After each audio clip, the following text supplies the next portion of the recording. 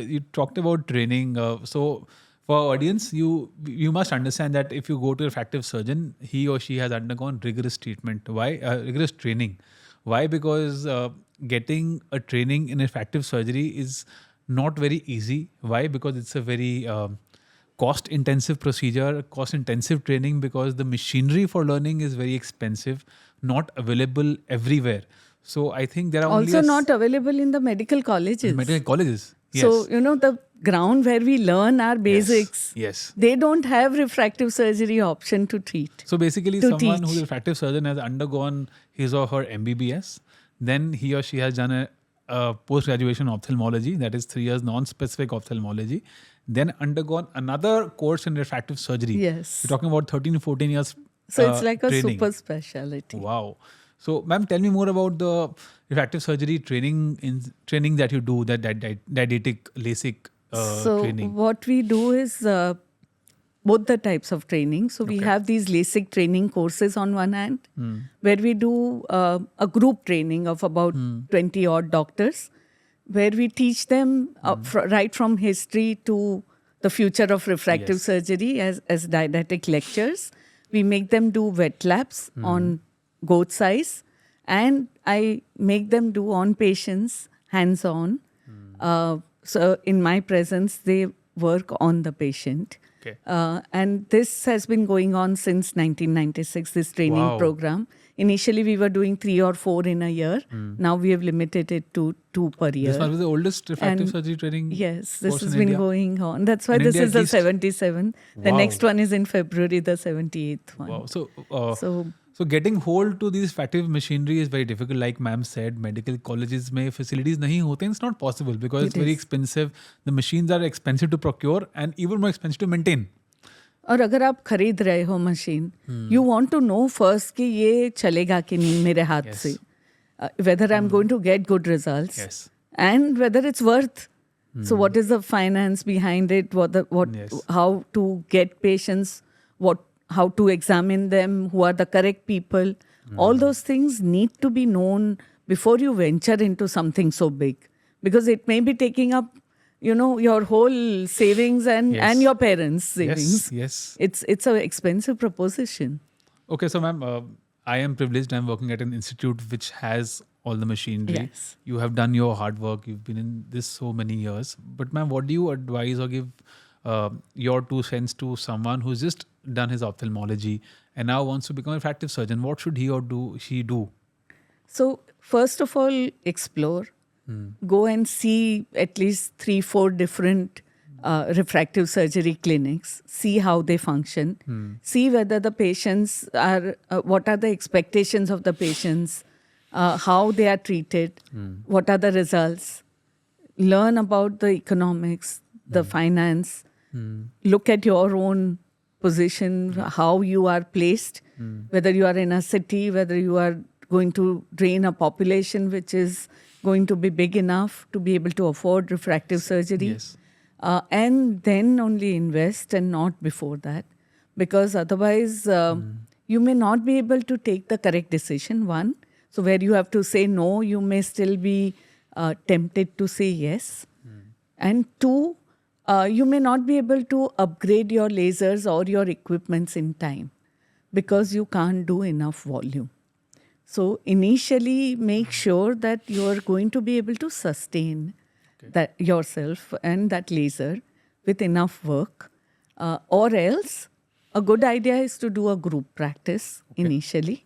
So you Makes invest sense. in one laser amongst 4 or 5 like-minded ophthalmologists.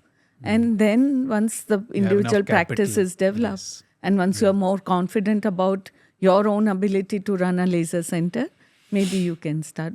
Otherwise, what happens is also that there are too many laser centers in one vicinity, and they end up competing with each other. Yes. And everybody is a loser then. Agreed.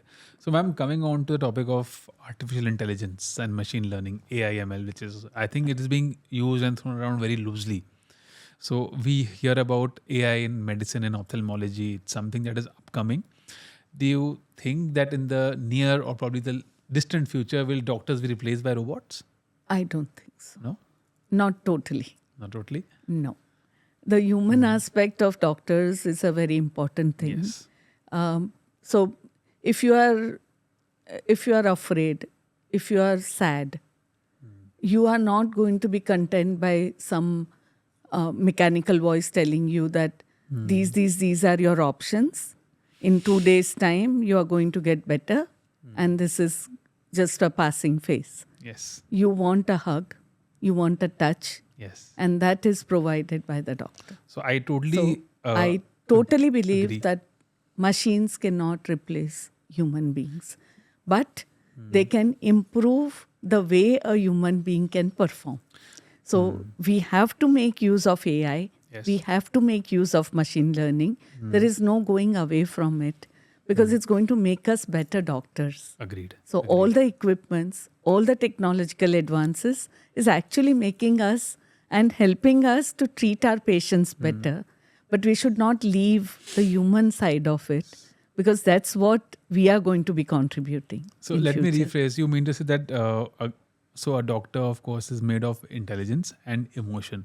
So AI is artificial intelligence, but you can't have artificial emotion. You have to have that emotion. I hope they don't come They up don't. with that. And I don't also. think they can because even I believe that along with having that technical know-how and that intelligence, that emotion is very, very It is. important. Why? Because I'll tell you from the perspective of I was a trainee, let's say 10 years back. If I'm doing my initial cataract surgery, if I have my intelligence, I will keep doing my training core surgery.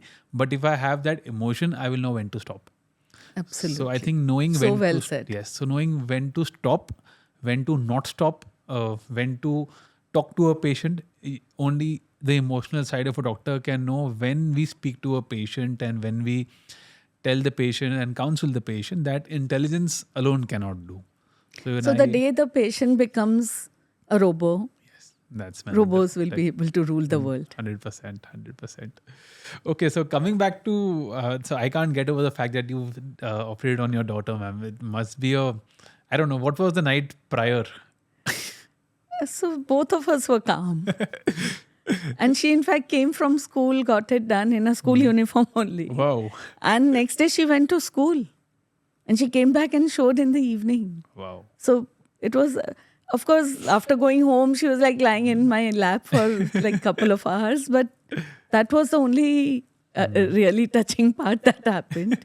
Otherwise, it was business as usual. Wow, I can only imagine. I don't know. I don't think.